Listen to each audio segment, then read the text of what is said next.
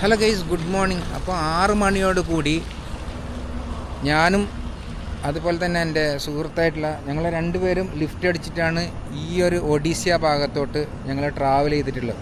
അപ്പോൾ ഞങ്ങളുടെ ഈ ഒരു യാത്ര ലോറിയിലായിരുന്നു ലിഫ്റ്റ് അടിച്ചിട്ട്. അപ്പോൾ ഇപ്പോൾ 5:45 കൂടിയിട്ട് ഒഡീഷ്യ നിന്നും നേരെ കട്ടക്ക് ഭാഗത്തോട്ട് എത്തിയിട്ടുണ്ട്. കട്ടക്ക് എന്ന് പറഞ്ഞാൽ നമുക്ക് ഈ ഒരു ഭുവനേശ്വരം ഭാഗത്തോട്ട് എത്തിയിട്ടുണ്ട്.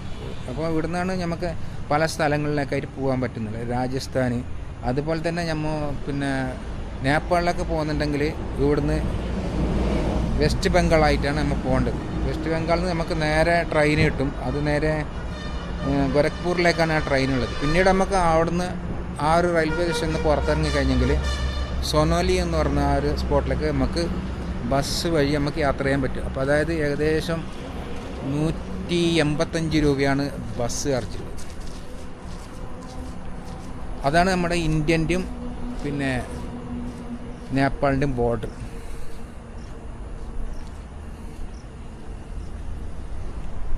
നിങ്ങൾക്ക് ഈ ഒരു ഭാഗത്തോട്ട് കണ്ടില്ലേ, ഗണേഷ് ഓട്ടോ ഗ്യാസ് എന്നല്ല പറഞ്ഞു, ഗവൺമെൻറ് ഓഫ് ഒഡീഷ്യ.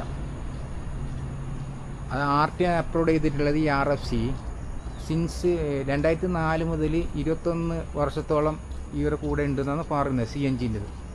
അപ്പോൾ അത് RTൻ്റെത്. പിന്നെ ഇതിൻ്റെ തൊട്ടടുത്തിട്ട് നമുക്കൊരു ഫിസിയോതെറാപ്പിയും കാര്യങ്ങളൊക്കെ നമുക്ക് കാണാൻ പറ്റുന്നുണ്ട്. നമ്മൾ ഈ ഒരു ഒഡീഷയിലുള്ള ഭാഷയിലുള്ള കുറേ ബോർഡും കാര്യങ്ങളൊക്കെ നമുക്ക് കാണാൻ പറ്റുന്നുണ്ട്.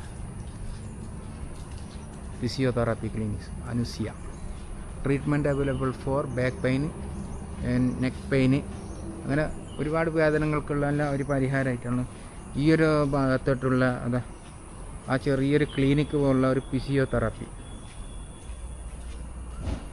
അപ്പോൾ വീഡിയോ കണ്ട് ഇഷ്ടപ്പെട്ട് കഴിഞ്ഞാൽ ലൈക്ക് ചെയ്യുക, കമൻറ്റ് ചെയ്യുക, സബ്സ്ക്രൈബ് ഒക്കെ ചെയ്യുക. ഇവിടെ ഈ ഒരു ഭാഗത്തോട്ട് മഴ വന്നതായിട്ട് നമുക്ക് കാണാൻ, വെള്ളം കെട്ടി കിടക്കുന്നതായിട്ട് നിങ്ങൾക്ക് കാണാൻ പറ്റും.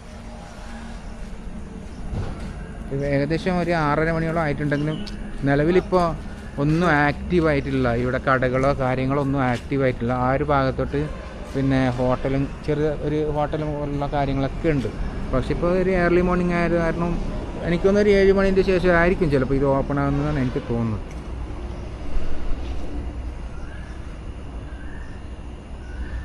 നമ്മുടെ സോളോ ട്രാവൽ ക്യാമ്പിംഗ് KL14 എന്ന എൻ്റെ യൂട്യൂബ് ചാനലിന് സപ്പോർട്ട് ചെയ്ത് ലൈക്ക് ചെയ്ത് ഒന്ന് കമൻറ്റ് ചെയ്ത് തരാം. നിങ്ങൾക്ക് കണ്ടില്ല ആ ബസ്സും കാര്യങ്ങളൊക്കെ ആ ഒരു വഴി പോകുന്നത്, അത് നമ്മൾ വന്ന റൂട്ടാണ്. നേരെ ആ ഒരു ഭാഗത്തോട്ട് പോയി കഴിഞ്ഞാലാണ് നമുക്ക് രാജസ്ഥാൻ, വെസ്റ്റ് ബംഗാളൊക്കെ പോകാൻ പറ്റുന്നത്.